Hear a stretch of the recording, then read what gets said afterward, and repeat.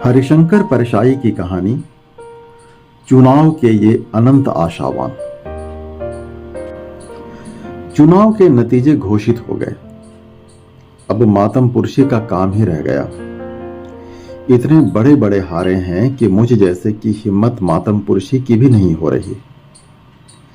मैंने एक बड़े की हार पर दुख प्रकट करने के लिए एक चिट्ठी लिखी थी। जवाब में उनके सचिव ने लिखा, तुम्हारी इतनी जरूरत कि साहब की हार पर दुखी हो। साहब का कहना है कि उनकी हार का दुख मनाना उनका अपमान है। वे क्या इसलिए हारे हैं कि तुम जैसे तुच्छ आदमी भी दुखी हो? बड़े की हार पर छोटे आदमी को दुखी होने का कोई हक नहीं। साहब आगे भी हारेंगे, पर तुम्हें चेतावनी दी जाती है कि अगर तुम दुखी हुए तो तुम पर मानहानि का मुकदमा दायर किया जाएगा। बड़ी अजब स्थिति है। दुखी होना चाहता हूं, पर दुखी होने का मुझे अधिकार ही नहीं है। मुझे लगता है कि समाजवाद इसी को कहते हैं कि बड़े की हार पर बड़ा दुखी हो और छोटे की हार पर छोटा। हार के मामले में वर्ग संघर्ष खत्म हो गया है।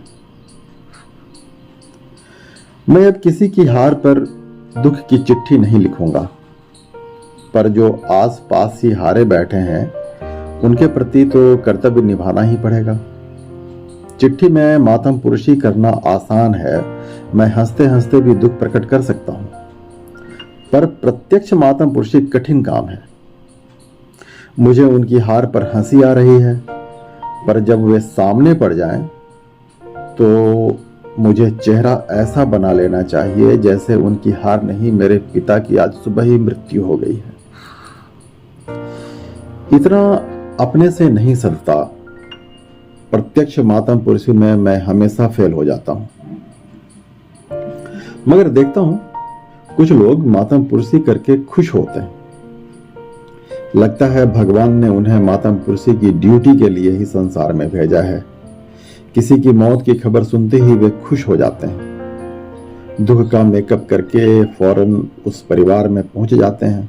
कहते हैं, जिसकी आ गई वह तो जाएगा ही, उनकी इतनी ही उम्र थी। बड़े पुण्यात्मा थे, किसी का दिल कभी नहीं दुखाया। हालांकि उन्होंने कई लोगों की जमीन बेदखल करवाई थी। उन्हें किसी के कुत्ते ने काट लिया हो, अगर वह कुत्ता मर जाए तो भी वे उसी शान से मातम पुरुषी करेंगे। बड़ा सुशील कुत्ता था, बड़ा सात्विक वृत्ति का था। मैंने कभी चुनाव नहीं लड़ा। एक बार सर्वसम्मति से अध्यापक संघ का अध्यक्ष हो गया। एक साल में मैंने 3 संस्थाओं में हड़ताल और 2 अध्यापकों से भूख हड़ताल करवाई। नतीजा यह हुआ कि सर्वसम्मति से निकाल दिया गया। अपनी इतनी ही संसदीय सेवा है। सोचता हूं एक बार चुनाव लड़कर हार लूं तो अपनी पीढ़ी का नारा भोगा हुआ यथार्थ सार्थक हो जाए। तब शायद मैं मातम पुरुषी के योग्य मूड बना सकूं। अपनी असमर्थता के कारण मैं चुनाव के बाद हारे हुओं की गली से नहीं निकलता, पर ये अनंत आशावान लोग कहीं मिल ही जाते हैं। एक साहब पिछले 15 सालों से हर चुनाव लड़ रहे हैं और हर बार अपनी जमानत जब्त करवाने का गौरव प्राप्त कर रहे हैं। वे नगर निगम का चुनाव हारते हैं तो समझते हैं जनता मुझे नगर के छोटे काम की अपेक्षा प्रदेश का काम सौंपना चाहती है। और वे विधानसभा का चुनाव लड़ रहे हैं, यहां भी जमानत जब्त हो जाती है तो वे सोचते हैं जनता मुझे देश की उम्मीदवारी सौंपना चाहती है। और वे लोकसभा का चुनाव लड़ने लग जाते हैं। हार के बाद वे मुझे मिल जाते हैं, बाल बिखरे हुए बदहवास से मेरा हाथ पकड़ लेते हैं, झकझोर कर कहते हैं, tell me Parsai, is this democracy? क्या यह जनतंत्र है? मैं कुछ भी हाँ हूं करके छूटना चाहता हूं तो वे मेरे पांव पर पांव रख देते हैं और मेरे मुंह से लगभग मुंह लगाकर कहते हैं, नहीं नहीं, मुझे बताओ, क्या यह जनतंत्र है? मुझे कहना पड़ता है, यह जनतंत्र नहीं है। पिछले 15-20 सालों से जब जब वे चुनाव हारे हैं, तब तब मुझे यह निर्णय लेना पड़ता है कि यह जनतंत्र झूठा है। जनतंत्र झूठा है या सच्चा, यह इस बात से तय होता है कि हम हारे हैं या जीते हैं। व्यक्तियों का ही नहीं, पार्टियों का भी यही सोचना है कि जनतंत्र उनकी हार जीत पर निर्भर करता है। जो भी पार्टी हारती है, चिल्लाती है अब जनतंत्र खतरे में पड़ गया है। अगर वह जीत जाती तो जनतंत्र सुरक्षित रहता। एक और अनंत आशावान है। कोई शाम को उन्हें 2 घंटे के लिए लाउड स्पीकर दिला दे तो वे चौराहे पर नेता हो जाते हैं और जनता की समस्या के लिए लड़ने लगते हैं। लाउड स्पीकर का नेता जाति की वृद्धि में क्या स्थान है, यह शोध का विषय है। नेतागिरी आवाज के फैलाव का नाम है। वे नेता मुझे कई बार शाम के चौराहे पर गर्म भाषण करते हुए मिल जाते हैं। क्रोध से माइक पर चिल्लाते हैं, राइट डाउन में आवारा सुअर घूमते रहते हैं। कॉरपोरेशन के अधिकारी क्या सो रहे हैं? मैं नगर निगम के अधिकारी से इस्तीफे की मांग करता हूं। यह जनतंत्र का मजाक है कि राइट टाउन में आवारा सुअर घूमते रहते हैं और साहब चैन की नींद सोते रहते हैं। इस प्रश्न पर प्रदेश सरकार को इस्तीफा देना चाहिए।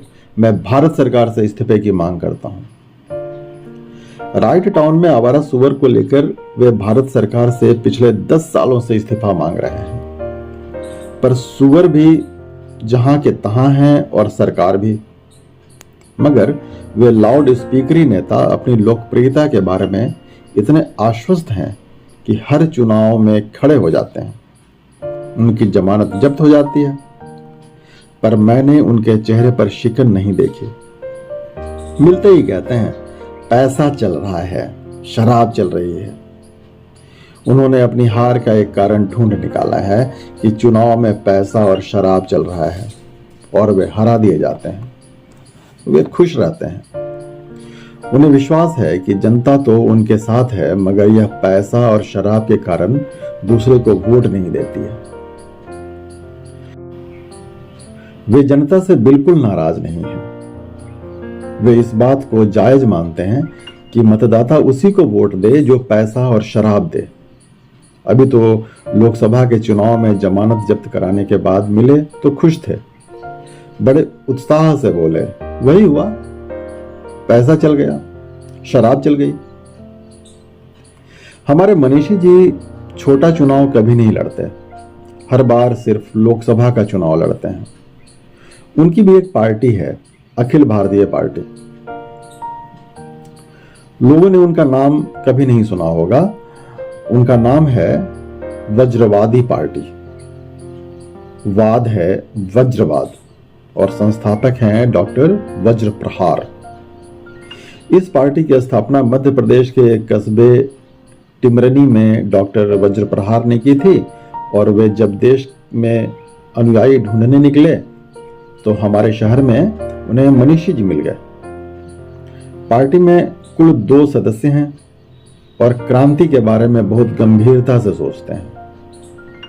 मनीषी फक्कड़ फकीर हैं, पर हर लोकसभा चुनाव के वक्त जमानत के लिए 500 रुपए और पर्ची छपवाने का खर्च कहीं से जुटा लेते हैं। हर बार उन्हें चुनाव लड़वाने के लिए डॉक्टर वज्र प्रहार आ जाते हैं। सभाएं होती हैं, भाषण होते हैं। मैं देखता हूं दोनों धीरे धीरे सड़क पर बड़ी गंभीरता से बात करते हुए चलते हैं। डॉक्टर वज्र प्रहार कहते हैं, Manishi, revolution is round the corner, क्रांति आने में देरी नहीं है।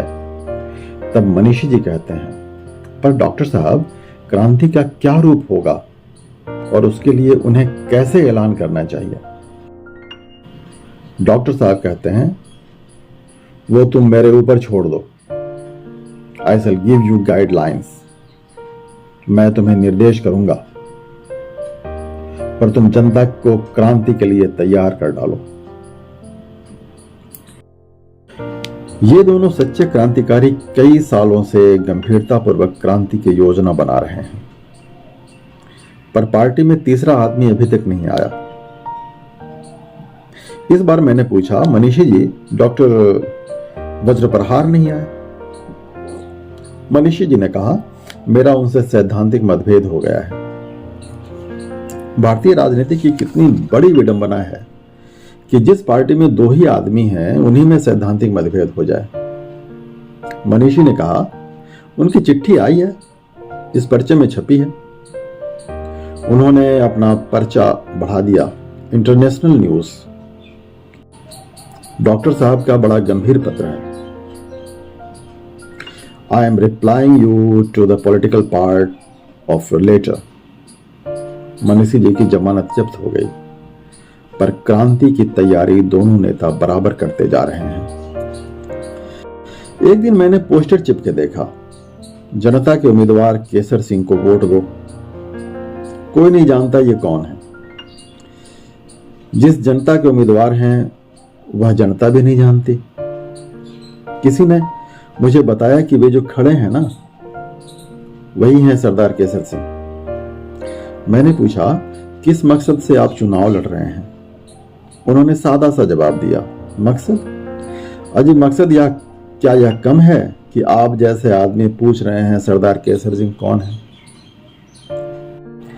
एक साहब अभी जनता की आवाज पर 2 चुनाव लड़ चुके हैं और जमानत खो चुके हैं। जनता भी अजीब है, वह आवाज देती है पर वोट नहीं देती। वे तीसरे चुनाव की योजना अभी से बना रहे हैं। लोग जनता की आवाज कैसे सुन लेते हैं? वह किस वेवलेंथ पर आती है? मैं भी जनता में रहता हूं, बहरा भी नहीं हूं, पर जनता की आवाज मुझे कभी सुनाई नहीं पड़ती। ये लोग आशा के किस झरने से पानी पीते हैं कि अनंत आशावान रहते हैं। इतने इनकी अंतरात्मा में कौन सी वह शक्ति है जो इन्हें हर हार के बाद नया उत्साह दे देती है? मुझे यह शक्ति और यह अनंत आशा मिल जाए तो मैं कमाल कर दूं। जनतंत्र के इस शाश्वत आशावान रत्नों को सिर्फ प्रणाम करना ही अपने हिस्से में आया है।